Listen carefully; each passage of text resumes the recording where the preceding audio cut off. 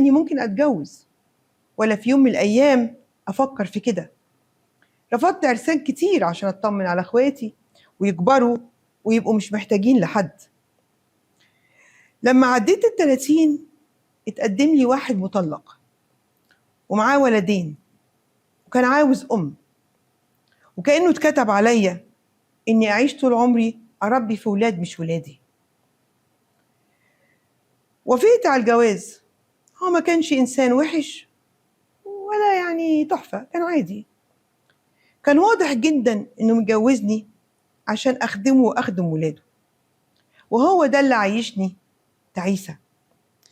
أنا لما كنت بربي إخواتي مع أمي كنت بعمل ده بقلب وحب، لكن مع جوزي كان الحمل تقيل عليا قوي وما كنتش مرتاحة خالص.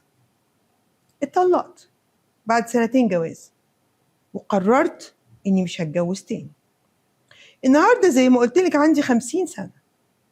متقدم لي مطلق برضه، بس ما عندوش أولاد وسنه مناسب ليا، وأنا عايشة لوحدي خلاص.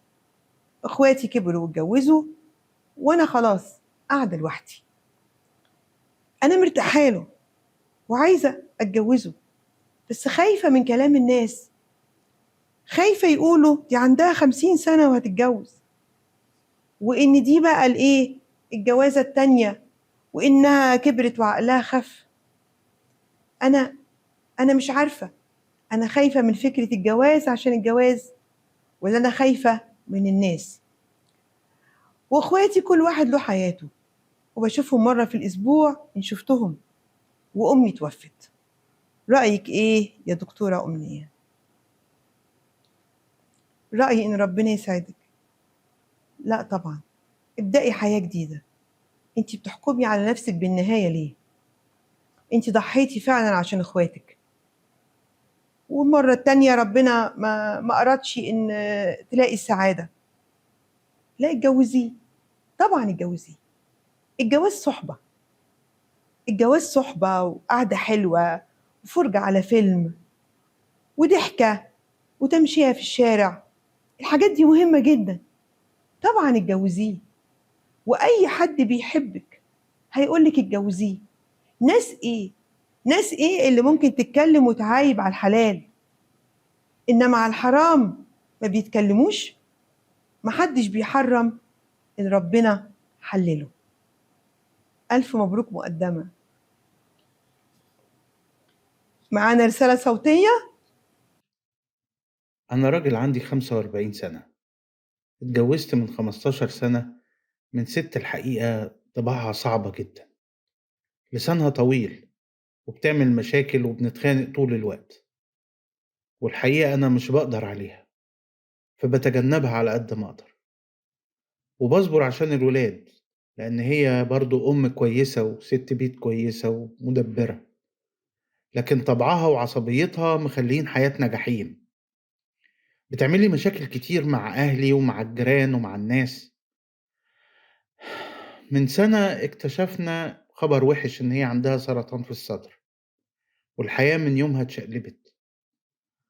أنا الحقيقة ما سبتهاش لحظة، كنت حرفيا تحت رجليها، وخصوصا إن مرضها هداها شوية وخلاها إنسانة تانية خالص. صوتها بقى واطي وهادي ومكسور كده، ودي حاجة أنا مش متعود عليها.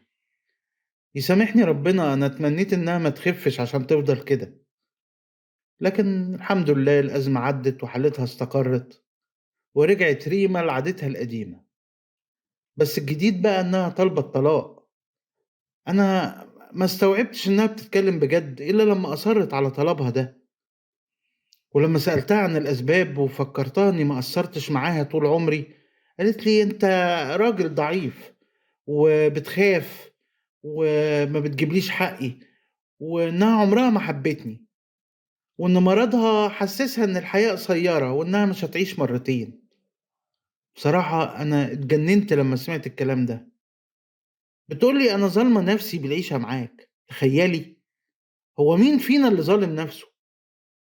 أنا رفضت الطلاق الحقيقة وقلت لها خليكي بقى إيه كده قاعدة متعلقة وملكيش عندي كمان أي حقوق، وسبت لها البيت ومشيت. تفتكري يا دكتورة أنا غلطان والّا كان ممكن أعمل إيه تاني في الموقف ده؟ رضينا بالهم والهم ما رضيش بينا.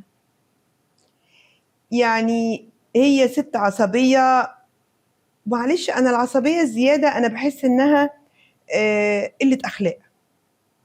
يعني مش كل واحدة بتعلّي صوتها وبتزعّق وبتتخانق مع الناس اسمها عصبية، هي كمان اسمها مش مؤدّبة أو مش متربية كويس. السكوت على الغلط من الأول دي غلطتك. ليه سمحت إن صوتها يعلى عليك؟ ليه سمحت إنها تبقى إنسانة متسلطة كده؟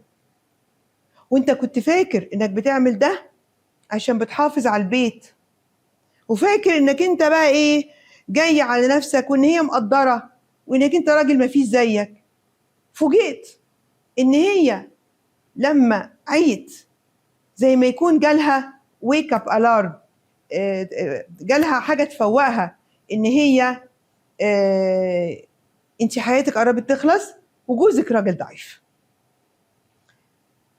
موضوع إن أنا ما رضيتش أطلّقها عشان أبهدلها والكلام ده مش قيمتك. أنت راجل محترم وراجل طيب وشِلتها في عياها، مش لايق عليك خالص كده. أعتقد إنك محتاج تقعد معاها مرّة كمان، يمكن تفوق وتحس إنها غلطانة، لكن لو ما حسّتش وأصرّت على الطلاق هي الخسرانة. أقول لك إيه، حلقتنا خلصت، لكن لقاءاتنا ما خلصتش. هاستناكم في حلقة جديدة من أسرار شخصية مع أمنية. بس قبل ما أقفل عايزة أقول اوعوا تفتكروا إن الطلاق سهل، ولا سهل على اللي بتطلق أو بتطلبه. الطلاق صعب وصعب جدا، وممكن يكون صعب على الراجل كمان. الوحدة مش سهلة، واللي انت فرحانة بيه النهاردة ممكن تدفعي ثمنه بكرة. فكر وفكري قبل ما أي حد فيكم ياخد قرار يهد بيه حياته وينهي سعادته. ابعتوا لنا رسائلكم على صفحة البرنامج، وعندكم رقم الواتساب، وإن شاء الله هنرد عليكم. أشوفكم على ألف خير وهنا يا رب.